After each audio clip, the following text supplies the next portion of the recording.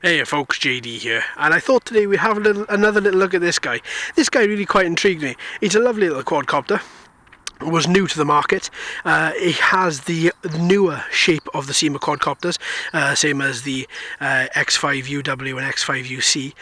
Flew really quite well from what I remember, and I just thought it'd be quite interesting to take her up again, as we've just been looking at the Hubsan a few days ago, which is another nanocopter. This is a nanocopter again, but so we first flew this a few months ago, saw that it's quite a feature full nano quadcopter with altitude hold, really bright LEDs, does 360 flips and turns, and also has a new style transmitter, which I didn't think was going to work really well, but this really does. It's a fantastic transmitter that gave me a lot of support and made me feel actually really quite good about flying this little guy.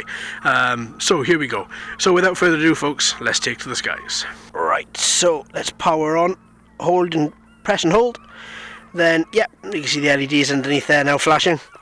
Let's turn on the quadcopter, and we'll bind once with a simple up and down action. So got to push the right button here, right shoulder button, just to get those motors spinning, and then up she goes.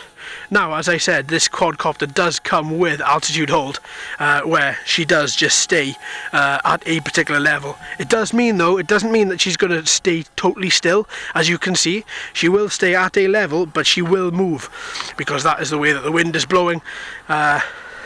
So, yeah, right, I really enjoyed this little guy when I took him out. I think it was back in February, maybe, and he worked really well. I just thought maybe a little revisit was necessary.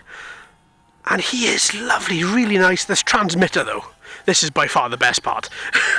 The transmitter is a lovely little device that is just, it fits so nicely in your hand, but above all, these throttle sticks, these analog sticks, are just really nice.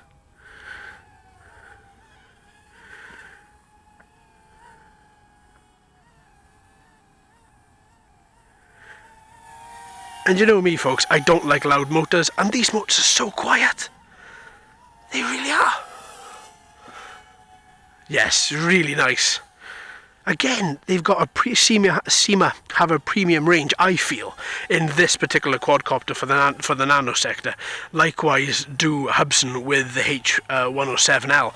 Again, you don't expect them to fly as good as they do, and that is just such an achievement. Don't worry, I'm not plugging these companies just for the sake of it. I do actually feel this way. So this is speed mode 1. There are plenty of other speed modes as well. This is speed mode 2. Just using the left shoulder button will give you speed mode 2, and then one click again will put you directly back into speed mode 1. So 2 speeds. Off we go. As you can tell, if you want, once you change into speed mode 2, you get 2 beeps instead of just the standard 1. So that's speed mode 2, 2 beeps, and then back to speed mode 1, 1 beep.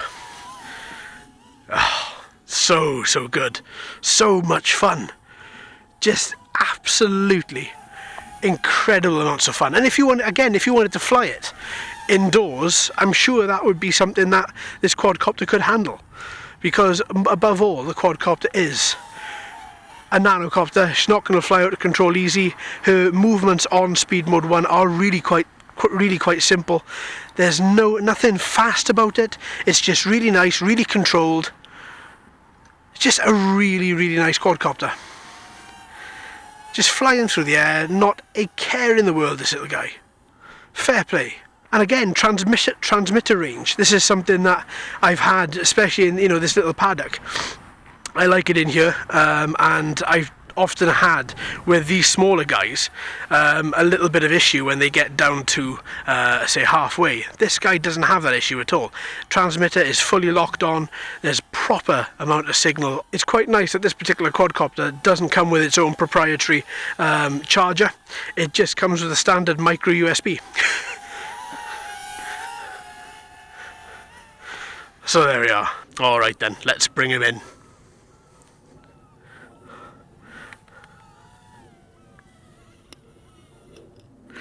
As soon as you land, another great thing, as soon as you land, motors just cut off straight away. I didn't push any extra button with that, so as soon as I went down, Obviously it knew that I was landing and the motor just cut out. Perfect. Really, really good. Alright then folks, so again, I like doing these little revisits. It gets me a chance to take these copters back out again and to have a little look and just to reassess them to see if my first verdict was correct. And again, I think I stand by my verdict of this particular one. I have found that flying him again is just such a breeze. It really is so nice, so easy. Especially with this new transmitter as well. This transmitter is so sleek, so slimline, fits in your hand, and it's so light as well. You've got all your buttons right the way around, so you haven't got to overstretch to get something, so you can still control the quadcopter very simply, but still being able to push every button and ensuring the flight is safe and stable. Back to this little guy. Yeah, well, excellent. Overall, absolutely perfect. We lost one of the rubber bungs last time we took her out. Wasn't able to find it, unfortunately. But that, again, doesn't hamper the way that it lands, doesn't hamper the way that it flies. There's no issue with there being any sort of weight out of alignment or anything like that. Just flies really well. 2 speed modes, normal and fast. Fast is very fast and normal is quite, well, average. And yeah, all in all, really, really enjoyed it. Who knows? I might take this guy out a little in the future again. I think this guy should be featured a bit more. So there we are folks, thanks ever so much for watching and listening. I've been JD, you've been fantastic as always. If you haven't already, please subscribe. Hello and welcome to all the new subscribers, I hope you're enjoying the channel. So until next time my friends, happy flying.